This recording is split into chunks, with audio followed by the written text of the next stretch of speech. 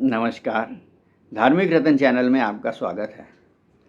आज हम आपके सामने भगवान वेद व्यास के बारे में वर्णन कर रहे हैं। शंकर दिग्विजय में कहा गया है, व्यासो नारायण साक्षात, अर्थात वेद व्यास जी साक्षात नारायण का स्वरूप हैं। श्रीमद् भागवत में भी भगवान के 24 अवतारों में वेद व्यास जी का नाम आता है। वे महाज्ञानी महर्षि पराशर के पुत्र और महामुनि सुखदेव के पिता थे।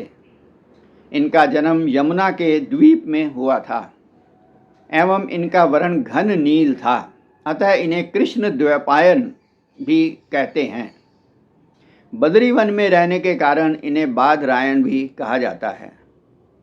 वेद व्यास जी ने मनुष्यों की शक्ति एवं आयु को क्षीण होते देखा तो वेदों का व्यास कर दिया, अर्थात उन्हें विभाजित कर दिया। इसीलिए ये वेद व्यास के नाम से प्रसिद्ध हुए। वास्तव में अल्पायु एवं क्षीण बुद्धि वाले लोगों के कल्याण हेतु भगवान ने स्वयं ही वेद व्यास जी के रूप में अवतार लिया था।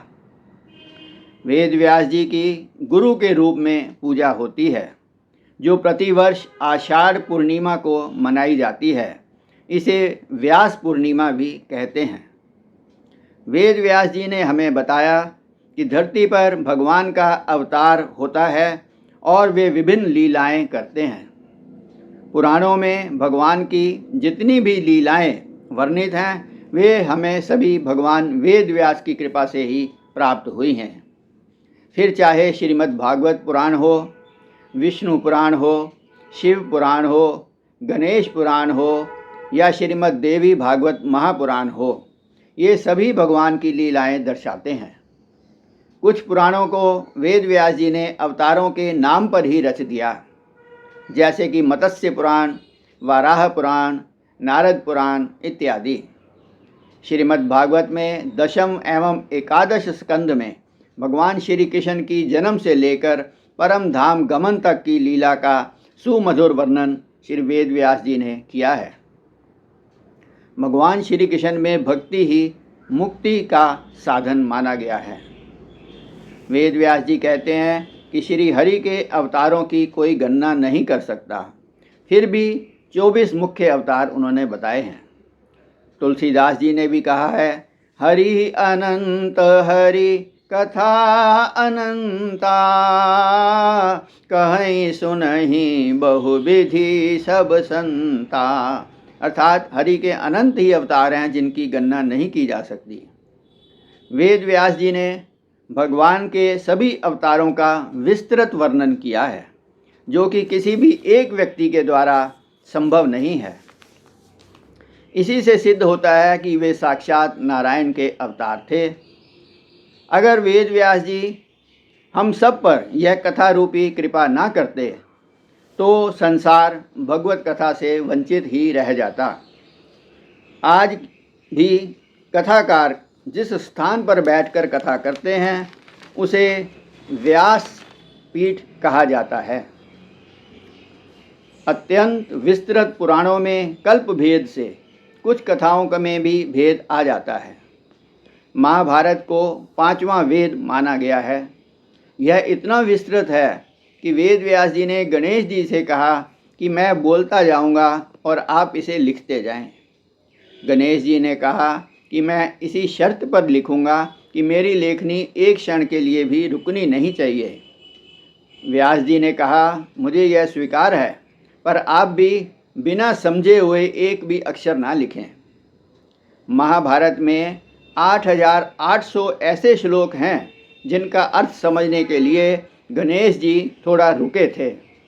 तब तक व्यास जी आगे के श्लोकों की रचना कर लेते थे। इस प्रकार महाभारत की लिपिबद्ध रचना हुई। महाभारत युद्ध प्रारंभ होने से पूर्व वेद व्यास जी धृतराष्ट्र को समझाने पहुँचे थे।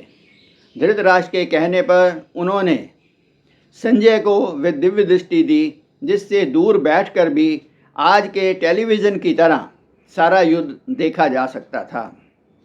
व्यास जी ने महाभारत युद्ध के परिणाम की भी पहले ही घोषणा कर दी थी। पराशर नंदन व्यास जी कृपा की मूर्ति थे।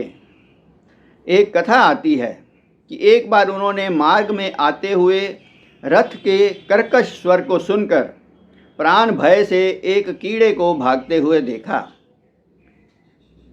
उन्होंने उस कीट से वार्तालाप किया और अपने तपोबल से उसे अनेक योनियों से निकालकर तुरंत ही मनुष्य योनि प्राप्त करा दी। फिर वह क्रमशः क्षत्रिय एवं ब्राह्मण कुल में उत्पन्न हुआ और व्यास जी की कृपा से उसने दुर्लभ ब्रह्म पद को प्राप्त किया। व्यास जी की तपोबल की अलौकिक शक्ति थी। उन्होंने धृतराष्ट्र, गांधारी एवं सभी पांडवों को महाभारत युद्ध में मारे गए सभी वीरों को पुनः दर्शन करा दिया था। ऐसी मान्यता है कि वेद व्यास जी चिरंजीवी हैं और आज भी वे विद्यमान हैं। आदि शंकराचार्य एवं कई अन्य महापुरुषों को इनके दर्शन प्राप्त हुए हैं। इस प्रकार साक्षात नारायण ही अपने अंश के रूप में वेद व्यास जी के नाम से अवतरित हुए और उन्होंने अपनी विभिन्न रचनाओं द्वारा हमें अपने जीवन के वास्तविक लक्ष्य का बोध कराया एवं विभिन्न शिक्षाएं दी। आइए हम सब वेद व्यास जी द्वारा विभिन्न ग्रंथों में बताए गए मार्ग पर चलकर अपने जीवन को सफल बनाएं। आज का प्रसंग समाप्त करने से पूर्व आइए 2 मिनट के लिए भगवत भजन कर लेते हैं। श्री राम की गली में तुम जाना, वहाँ नाचते मिलेंगे हनुमाना। श्री राम की गली में तुम जाना, वहाँ नाचते मिलेंगे हनुमाना। उनके तन में है राम, उनके मन में है राम, उनके तन में है राम, उनके मन में है राम। अपनी आँखों से देखें वो तो कण कण में राम, अपनी आँखों से देखें वो तो कण कण के राम। श्री राम का हो गया दीवाना, वहाँ नाचते मिलेंगे हनुमाना। श्री राम की गली में तुम जाना, वहाँ नाचते मिलेंगे हनुमाना। श्री राम की गली में तुम जाना, वहाँ नाचते मिलेंगे हनुमाना। धन्यवाद। जय श्री कृष्ण, जय श्री राम।